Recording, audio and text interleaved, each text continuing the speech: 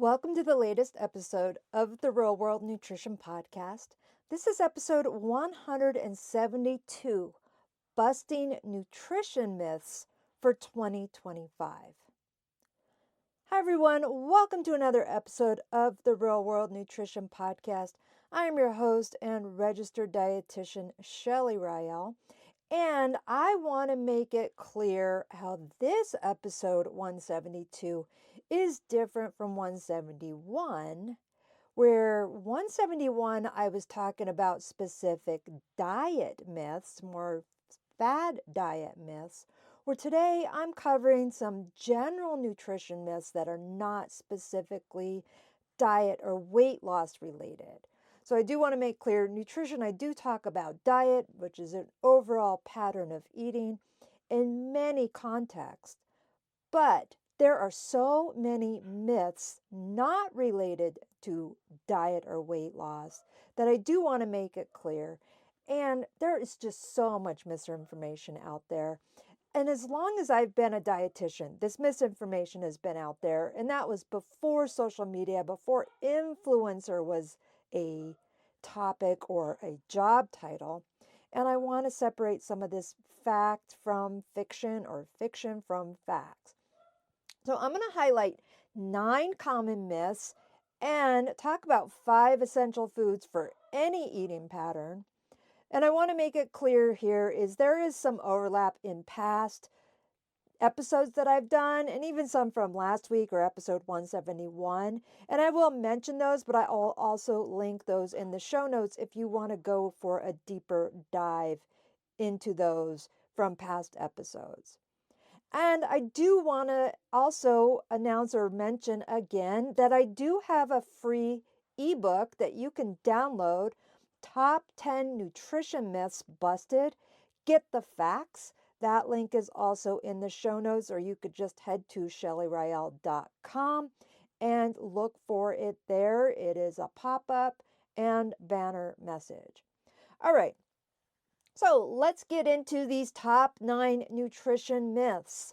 Number 1 is you need to take a daily multivitamin or supplement for optimal health. Now, this one is not as straightforward as it may seem, but in general, people have this idea that they really need to take a multivitamin or even a whole slew of supplements to be healthy. And in general, that is not necessarily true.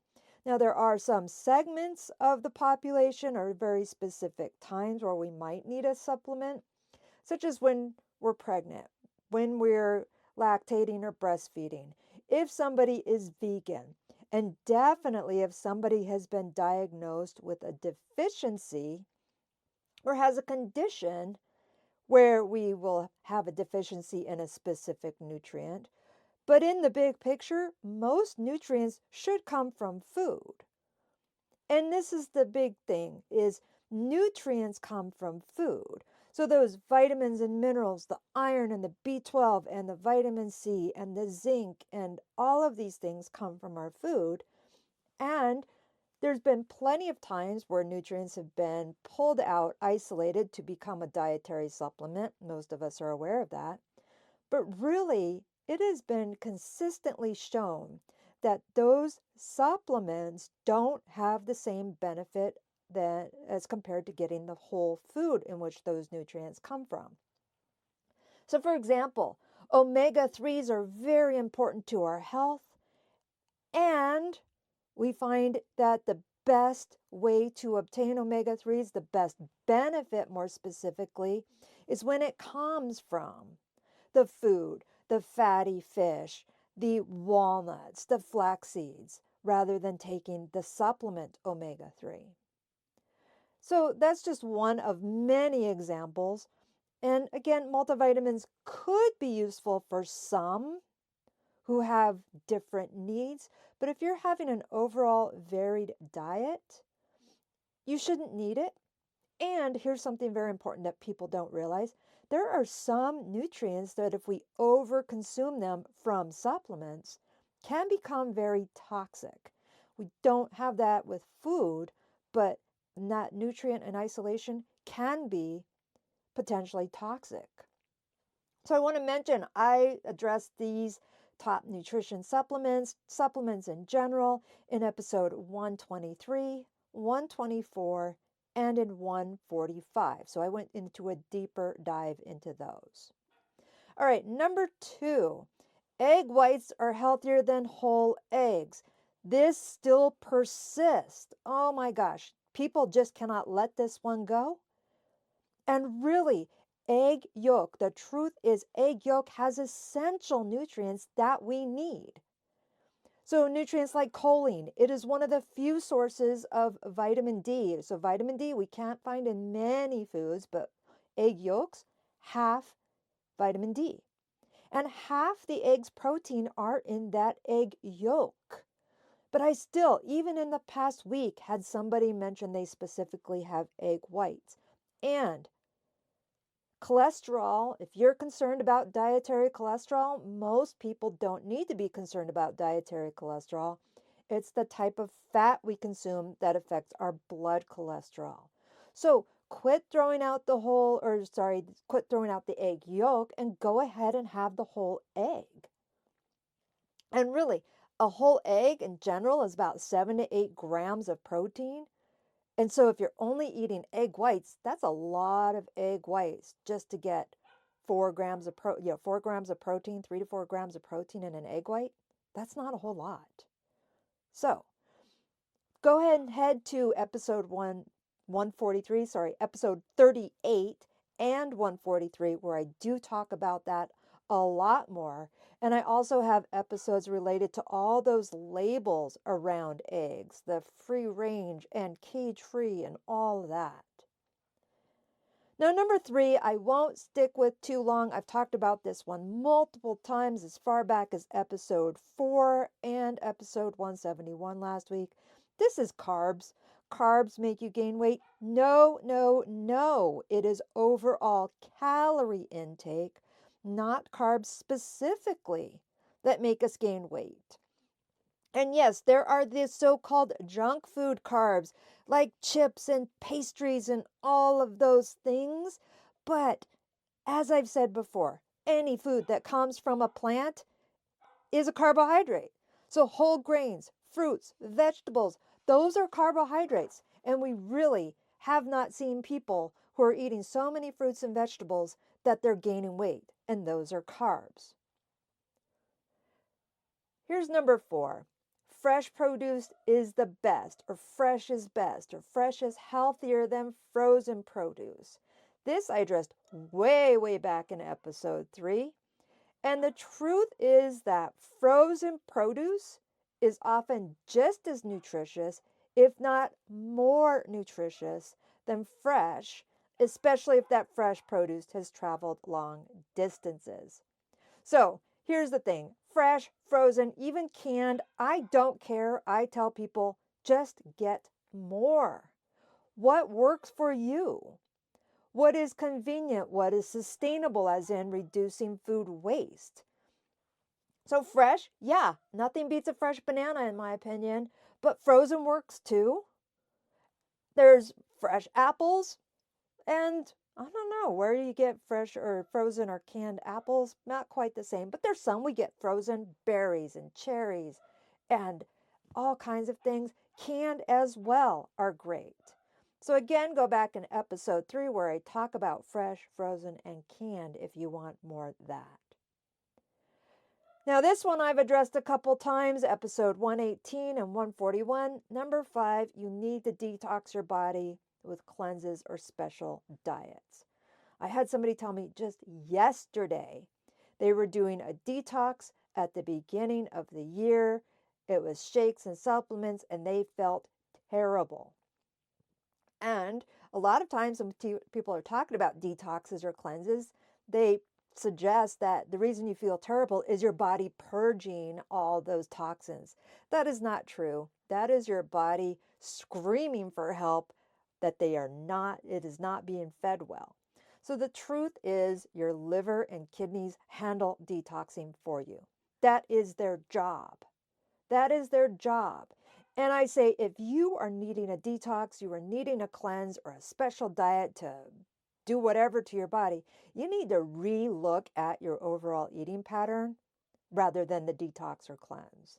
So focus on hydration, focus on fiber-rich foods, focus on a balanced diet rather than, oh, I need to cleanse. The only time I've ever done that is in preparation for a colonoscopy, and really, that's not as bad as people may think. It's not fun. It is not fun. But it's just, oh my gosh, no, no, no, not on a regular basis.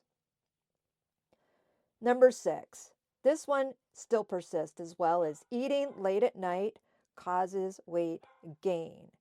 I covered this extensively in episode 149, but the truth is the timing of when we eat doesn't matter as much as our total calorie intake.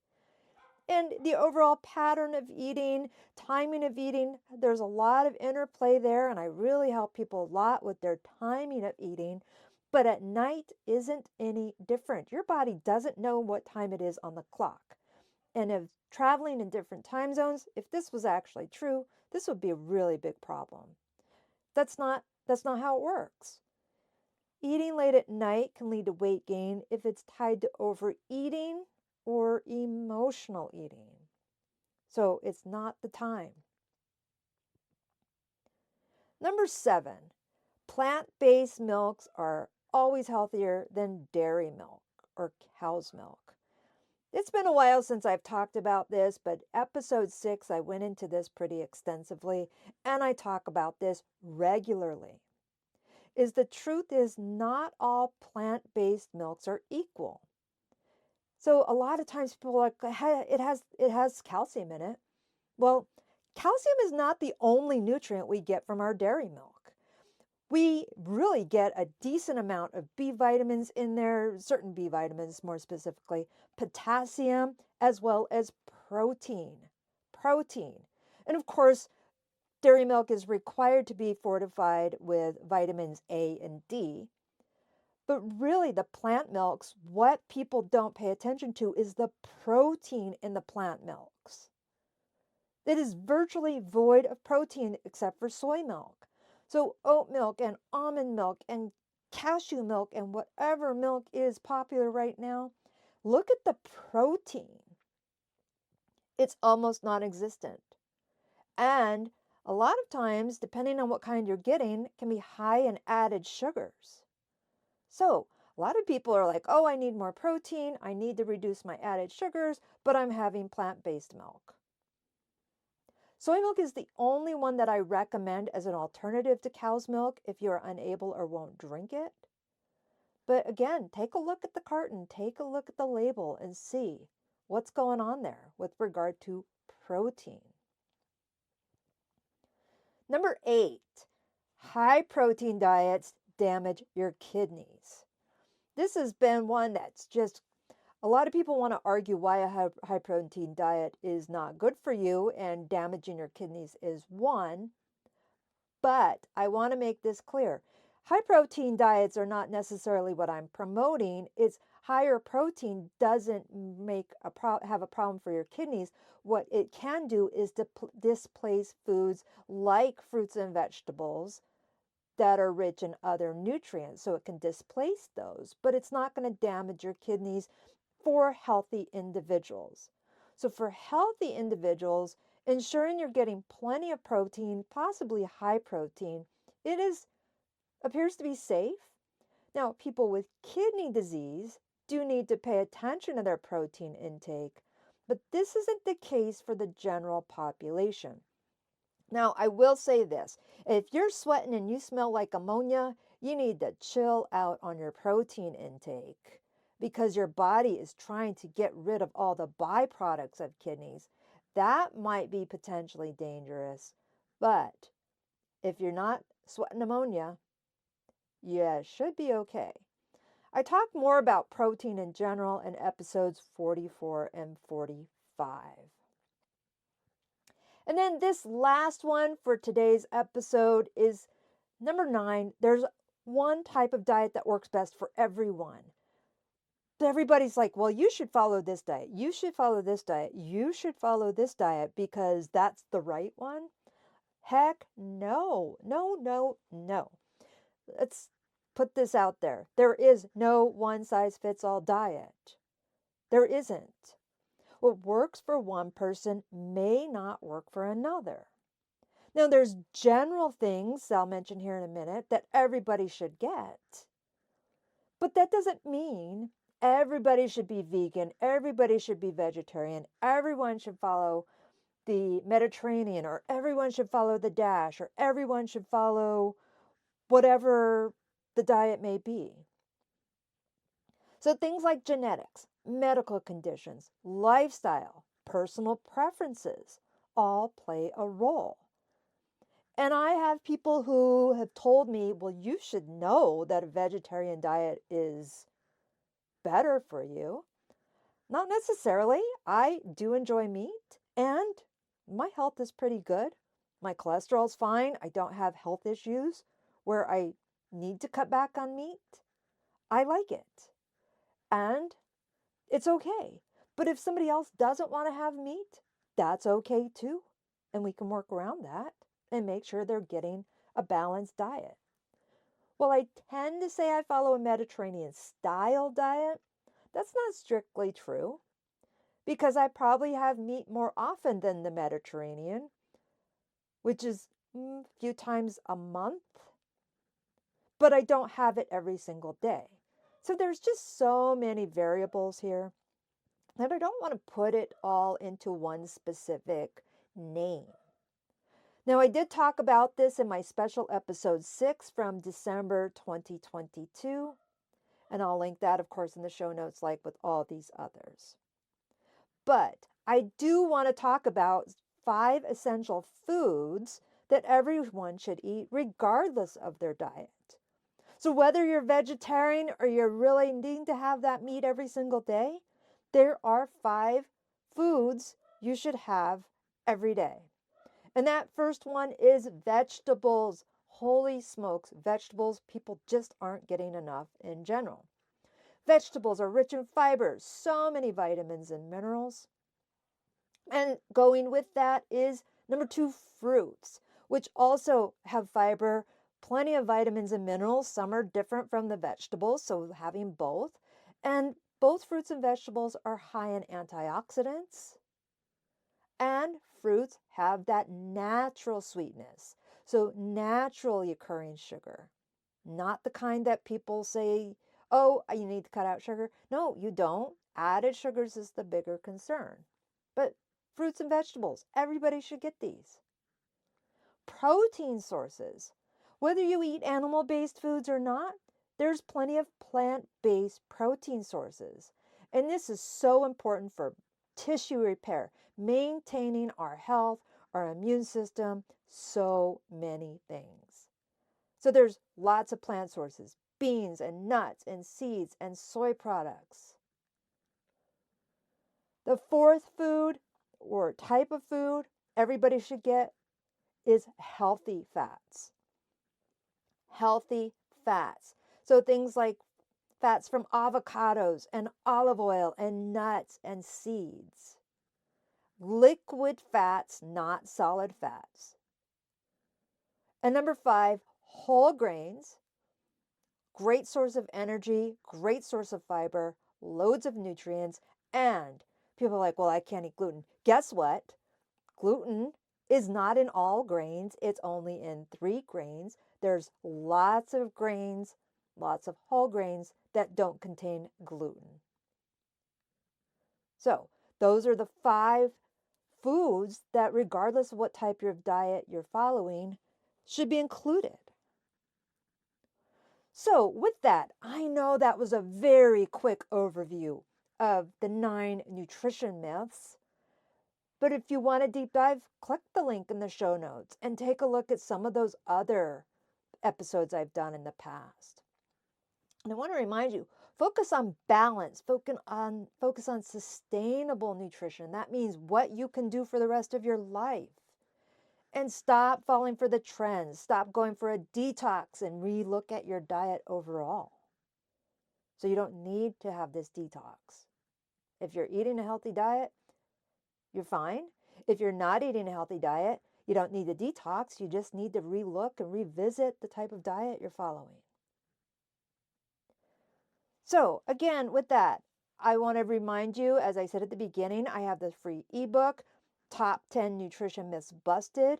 Some of these, I go into a deeper dive, provide the resources, science regarding some of these. So you can visit the website, shelleyryel.com. And I also have the link in the show notes directly to the landing page for this ebook. And so you can stay informed about evidence-based nutrition. All right, with that, everyone, I want to encourage you to follow this podcast that comes out every Friday morning. Share the episode with friends and family. Send me feedback. I'd love to hear from you. You can search for past podcast episodes in your feed on my website at shelleyryel.com. I have a link for the podcast. And if you have a topic you want to hear from me, sure, go ahead and tell me. I may have done it, may not have, and I'm more than happy to hear from you. All right, everyone, aim for a healthy pattern of eating this week and beyond. And you all take care and bye for now.